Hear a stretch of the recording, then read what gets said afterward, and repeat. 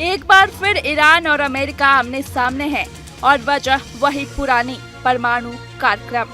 जहां ईरान अपने nuclear programme को अपनी आजादी और हक बता रहा है, वहीं अमेरिका साफ कह रहा है वो तेहरान को परमाणु हथियार रखने की इजाजत कभी नहीं देगा। अमेरिका की ओर से ये बयान उस वक्त आया जब ईरान के सर्वोच्च नेता अयातुल्लाह अली खामनेई ने सोमवार सुबह एक बयान देकर वाशिंगटन पर तीखा हमला बोला। खामनेई ने कहा कि अमेरिका को कोई हक नहीं कि वो तय करे कि ईरान के पास परमाणु उद्योग है या नहीं। उन्होंने साफ कहा कि हमारे पास परमाणु सुविधाएं हैं या नहीं, इससे अमेरिका को क्या लेना देना। ये सीधा सीधा दबाव और दखलंदाजी है।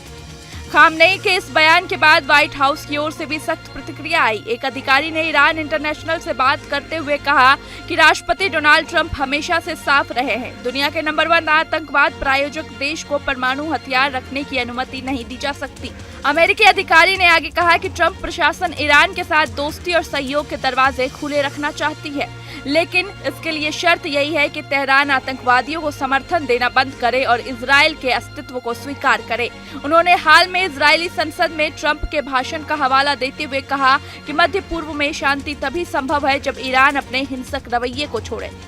लेकिन खामनेई का रुख इससे बिल्कुल उलट दिखा। उन्होंने ट्रंप के नए वार्ता प्रस्ताव को ठुकरा दिया और कहा कि ट्रंप खुद को डील मेकर कहते हैं, लेकिन उनके सौदे दरअसल जबरदस्ती और धमकी पर आधारित होते हैं। उन्होंने कहा कि ईरानी सरकार किसी दबाव या धमकी के आगे झुकने वाला नहीं है। ईरान लंबे वक्त से दावा करता आया है कि उसका यूरेनियम संवर्धन कार्यक्रम पूरी तरह नागरिक ऊर्जा जरूरतों के लिए है, न कि हथियार बनाने के लिए। लेकिन पश्चिमी देशों को शक है कि ईरान गुप्त रूप से परमाणु बम विकसित करने की दिशा में काम कर रहा है।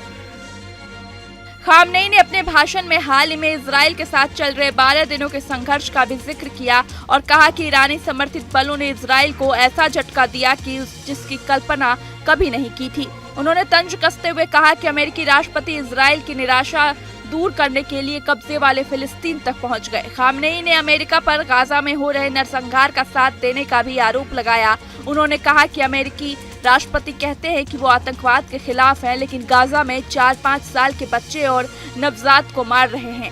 आपने 20,000 से ज्यादा को मार दिया। क्या ये बच्चे आतंकवादी थे? असली आतंकवादी तो आप लोग हैं। ईरान और अमेरिका के बीच ये ताज़ा टकराव ऐसे वक्त में हो रहा है जब पश्चिम एशिया पहले से ही गाजा और लेबनान में जारी संघर्ष से जूझ रहे हैं। ट्रंप प्रशासन ईरान पर नए प्रतिबंध लगाने की तैयारी में है, जबकि तेहरान अपने परमाणु अधिकारों को किसी भी सूरत में न छोड़ने के मूड में दिख रहा है। Desk report, news state.